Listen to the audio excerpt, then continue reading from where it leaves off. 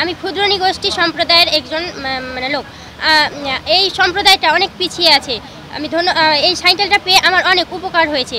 যেমন আমার বাড়ি স্কুল থেকে অনেকটাই দূরে, সেই জন্য যাতায়াত ব্যবস্থা করতে আমার অনেকটাই কষ্ট হতো এবং আমাকে প্রতিদিন অর্থ দিয়ে ভ্যানে করে স্কুল আসতে হতো। এই সাইকেলটা পাওয়ার ফলে আমার যেমন যাতায়াত ব্যবস্থা সহজ হয়েছে, তেমন আমার অর্থটাও বেঁচে গেল। এখন এর ফলে আমার পরিবার একটু উপকৃত হবে। আমি এই সাইকেল নিয়ে আমার স্কুলটা অনেক দূরে, আমি এই সাইকেল পেয়ে আমার অনেক সুবিধা হচ্ছে। আমি ভালোভাবে যাতায়াত করতে পারবো।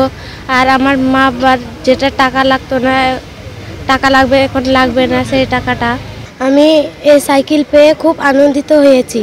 এই সাইকেল দিয়ে আমার অনেক কিছু হবে। আমি স্কুলে হেঁটে যেতে আর লাগছে না। এই সাইকেল পেয়ে আমি সাইকেল দিয়ে স্কুলে যেতে পারছি, যাওয়া আসা করতে পারছি এবং আমার বাবা মাও সাইকেল ব্যবহার করতে পারছে। আমাদের কাজে আসবে। আমরা যেমন স্কুল থেকে যাই, অনেক দূর আমাদের স্কুল, আমরা হেঁটে যাই, মানে টাকাটুকি থাকে না, ওই জন্য আমাদেরকে স্কুল থেকে আমাদের সাইকেল দিয়েছে। তো আমাদের আনন্দিত লাগছে। হ্যাঁ, আমাদের মতন অনেক আদিবাসীরা আছে, মুসলিমরা আছে, সবাইকে দিয়েছে। প্রধানমন্ত্রীর প্রতি শ্রদ্ধা এবং কৃতজ্ঞতা জ্ঞাপন করছি, কারণ তার নির্দেশে আমরা এরকম একটি বরাদ্দ পেয়ে থাকি এবং আমরা সময় আমরা এই নিগোষ্ঠীদের মাঝে এই উপকরণগুলো বিতরণ করে থাকি।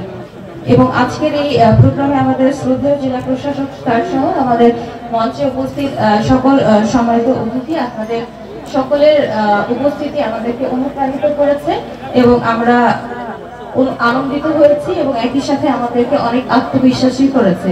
আমি আপনাদের সকলের প্রতি আন্তরিক শ্রদ্ধা, কৃতজ্ঞতা এবং ধন্যবাদ জানাই।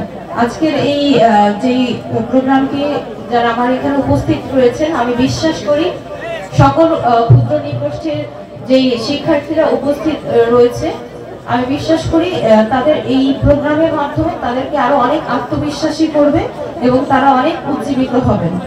এই বৃহৎ এই কর্মযজ্ঞটি বাস্তবায়ন করা আসলে আমার একার পক্ষে সম্ভব ছিল না। এটির মূল কারিগর আমার শ্রদ্ধেয় জেলা প্রশাসক স্যার।